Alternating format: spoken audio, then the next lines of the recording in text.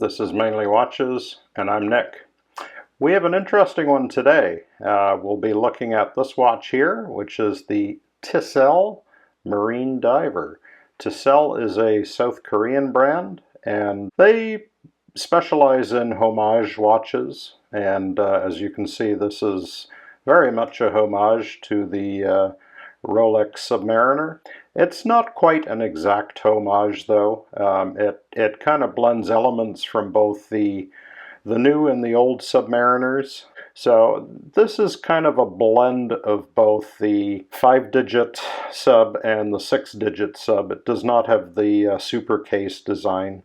To be clear about it, it's not a copy. Of course, it says it's a TISELL. It doesn't pretend to be a brand that it's not. But TISELL, yeah, they do make homage watches. They're, not particularly expensive. They're sort of in that same price range as San Martin and some of the other brands. But it really did pique my interest because I'd read a lot on forums about TISELL, and people were talking about how good the finishing was on these watches and the value you were getting. Some people were comparing them to Janot, that the quality was comparable to Janot. So I was really curious. I had a morbid curiosity about TISELL, so I went and picked this watch up. I have to say it's not a bad watch for the price, but I'm calling this the Great Pretender because I found a few surprises with this watch, and we'll get into that when we open it up and I show you what the movement is. But this was sold to me as having a Sellita movement, SW200. Swiss movement. I could tell right away that the rotor sounded very loud, and it sounded like a Miyota rotor. And indeed, when I put it on the watch winder, I noticed it was only winding in one direction, which again is characteristic of a Miyota.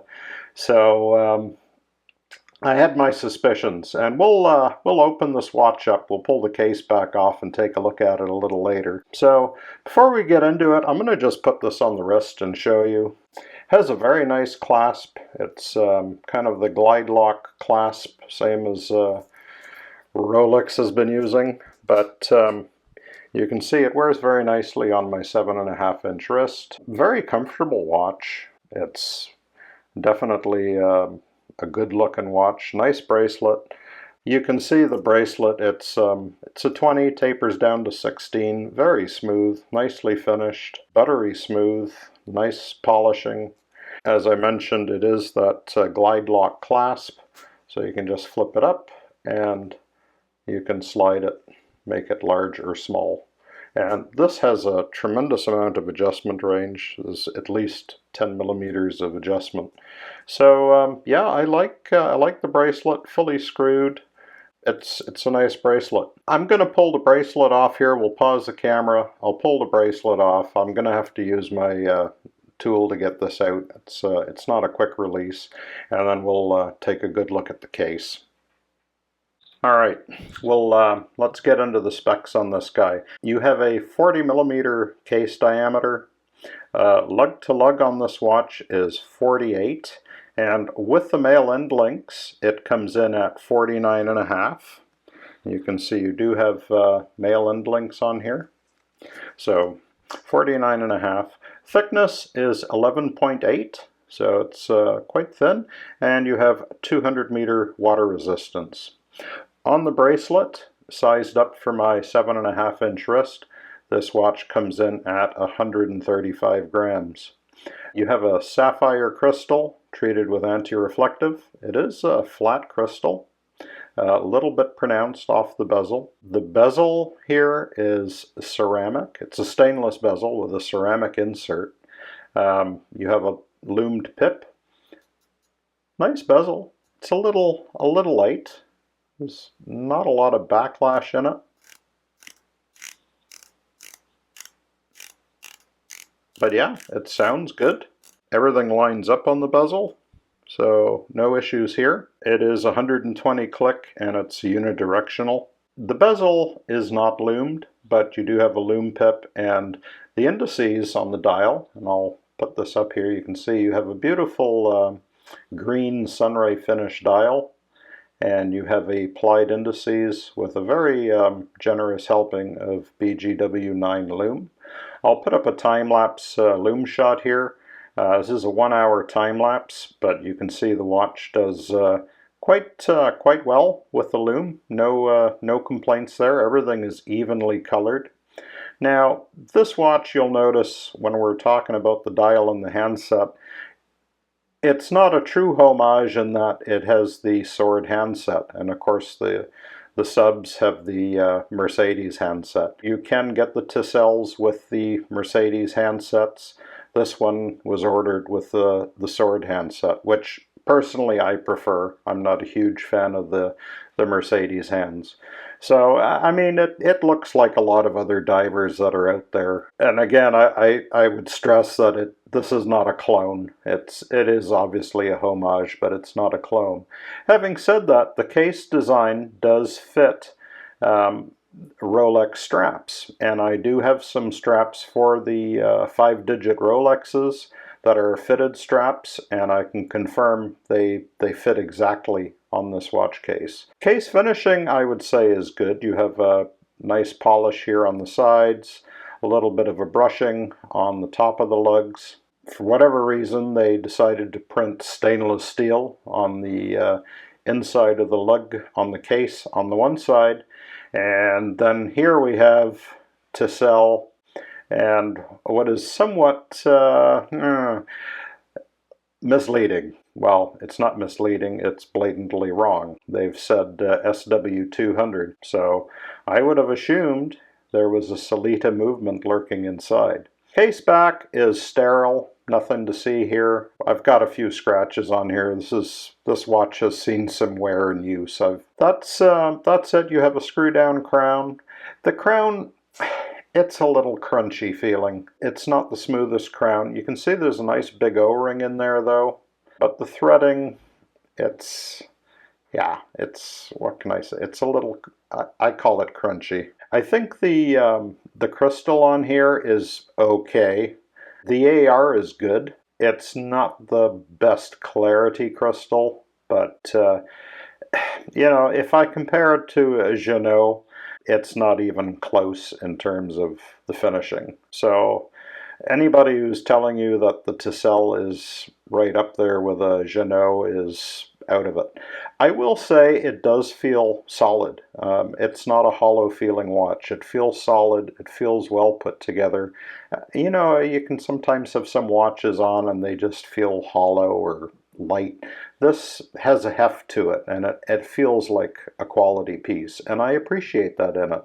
And you notice that when you wear this watch, it feels good and solid on the wrist. So yeah, that's sort of the case and the finishing. I'm not generally a big fan of homages, but morbid curiosity, I really wanted to see what all the hype was about on this TISELL, and honestly, because I bought it thinking it had a Sellita movement in it, I paid too much. So yeah, we're going to pull the case back off now, and I will show you the movement, which is not a Sellita. It is a Miyota 90 S5, which is a true no-date automatic, so there is no ghost date position. 24 joule, it's a 4 Hz high beat, 28,800 beats per hour. Rated accuracy on the Miyota is -10 to +30 seconds a day. Power reserve is roughly 42 hours.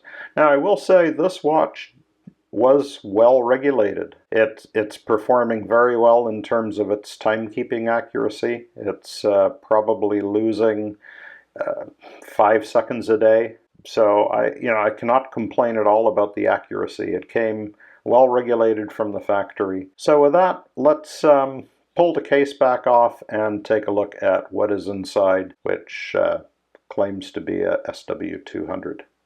All right, guys, we're taking a look at the inside of this TISELL Submariner. This watch had SW200 stamped on the back, and I had my suspicions. Let's take a look here, and what do we see? Yeah, Miyota. Nothing wrong with the movement, perfectly good movement, but It's not a Sellita.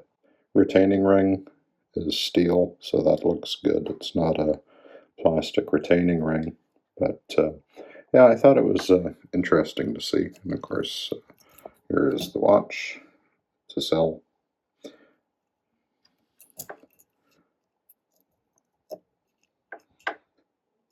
Quite interesting. I'm going to clean this up and get it cased up, but just kind of proved my point that this was not what we thought it was going to be. Definitely not a Sellita movement, but nevertheless, it is a Miyota and it is keeping good time. And as I say, I have no issues with the Miyotas. Just talking about straps briefly, I'm going to show you this one. This is a Crafter Blue strap, and it is RX01. These are made for the 5-digit Rolex subs.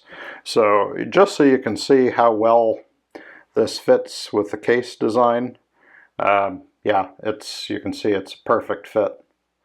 So it is nice. It does give you an option of a lot of high-end premium straps for these watches. So that's the Crafter Blue. Nice natural rubber strap.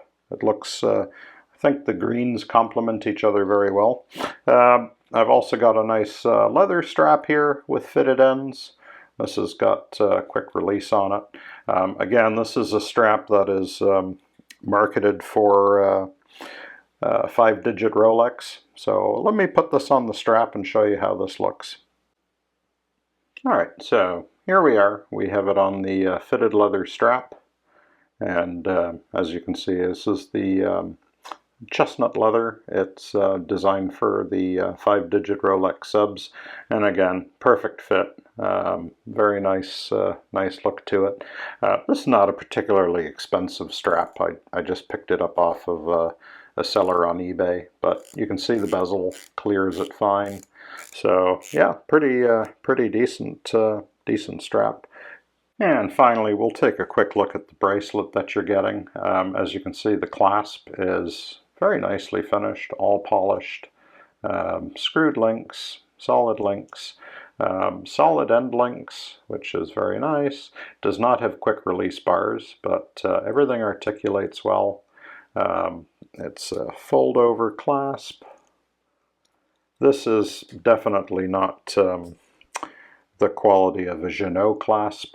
So, I mean, it's okay, but it's not a Jeanneau clasp. A little bit of wiggle in it, but yeah, I think for the price point, it's a good clasp. No sharp edges. Very nicely finished here. Everything's smooth. So, yeah, I can't complain about the bracelet at this price point. Everything feels nice. And most importantly, it fits the watch well. So yeah, my final thoughts. Well, this is an interesting watch.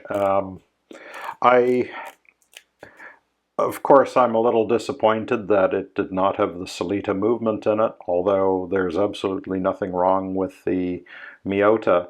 It is a little annoying that, you know, TISELL shipped the watch out like this with SW200 on it, and they're selling these with Sellitas and charging roughly $100 premium for having that Sellita movement. But yeah, it is what it is. I put up a little screenshot here of their website so you can see a bit of an odd ordering process if you want to order from them. So yeah, there you are. This is the TISELL Marine Diver. Call it what you may. I call it the Great Pretender. It's an interesting blend of various sub-references, but you know, this pretty decent timepiece for the money. I think the finishing is okay. It's you know, comparable to San Martin.